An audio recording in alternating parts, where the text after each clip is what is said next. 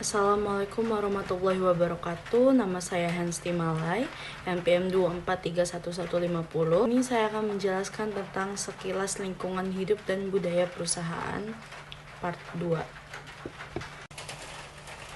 Dan topik dalam presentasi kita kali ini adalah yang pertama menjelaskan simbol, organisasi, cerita, pahlawan, slogan, dan upacara serta hubungan dengan budaya perusahaan.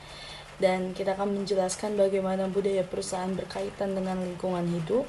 Yang ketiga, kita akan mendefinisikan apa itu budaya perusahaan dan alat yang digunakan untuk budaya lebih tinggi. Lalu apa itu lingkungan organisasi hubungan dan lingkungan internal perusahaan serta budaya atau culture-nya. Yang pertama ada simbol, slogan, pahlawan, dan upacara serta hubungannya dengan budaya perusahaan. Simbol itu menjelaskan organisasi, cerita, pahlawan, slogan, dan upacara serta hubungan dengan budaya perusahaan. Lalu ada slogan, adalah frasa atau kalimat yang secara ringkas mengungkapkan nilai perusahaan utama.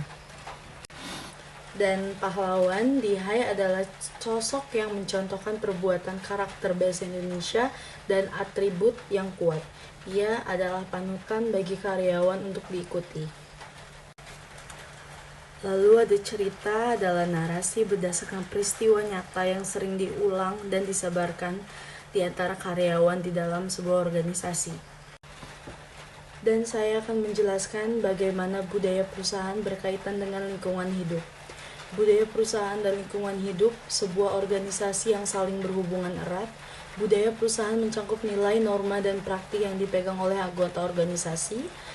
Sementara itu, lingkungan hidup organisasi itu mencakup fase-fase perkembangan seperti pendirian, pertumbuhan, dan kedewasaan, serta penurunan. Setelah itu saya akan mendefinisikan apa itu pemimpin adat atau pemimpin budaya dan alat apa yang digunakan. Apa itu pemimpin budaya? Adalah pendekatan kepemimpinan yang berfokus pada pengembangan dan pengolahan budaya organisasi untuk mencapai tujuan dan meningkatkan kinerja. Pemimpin budaya itu berperan penting dalam menciptakan, memelihara, dan mengubah budaya perusahaan agar mendukung lingkungan kerja yang produktif dan inovatif.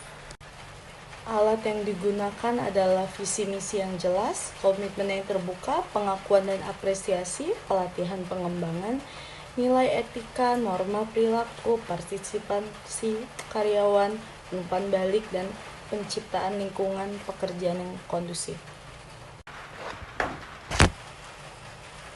Yang keempat adalah hubungan lingkungan dan organisasi. Organisasi sangat dipengaruhi oleh lingkungan eksternal di mana dia berada sehingga mengharuskan manajer memperhatikan fenomena yang akan terjadi pada organisasi tersebut. Dan pengaruhnya itu sangat berbeda antara satu dengan yang lain, bahkan antara satu divisi dengan divisi yang lain, serta antara satu tingkatan yang lebih tinggi dan tingkatan yang lebih rendah. Lingkungan internal itu terbagi menjadi dua, yaitu lingkungan internal umum, general environment, atau disebut juga lingkungan tidak berpengaruh langsung di organisasi.